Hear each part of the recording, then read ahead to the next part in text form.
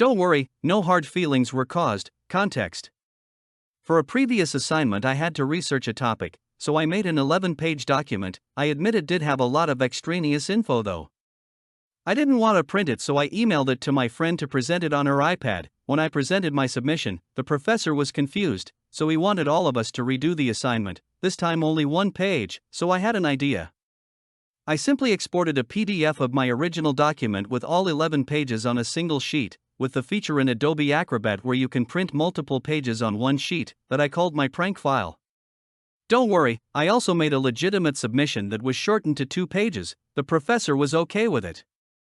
I emailed both files to my friend, then instructed her to open my prank submission first, then right as the professor becomes disappointed in my work to pull up my actual submission next. Today I go to class and I eagerly await as I see my friend open the prank file and show it to my professor.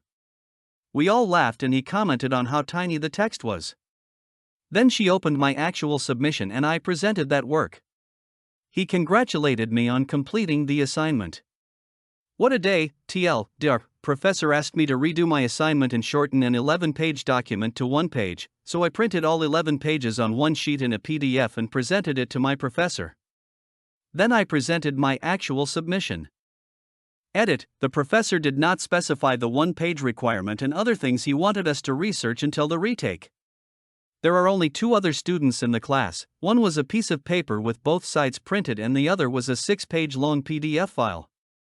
Professor was okay and happy with them both. Prior to the retake, other students also presented multi-page long documents, one of which were 3 sheets of paper with both sides printed.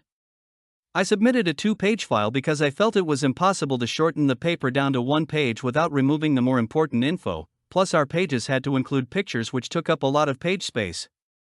I figured that it would be the equivalent of printing both sides of one sheet of paper anyway.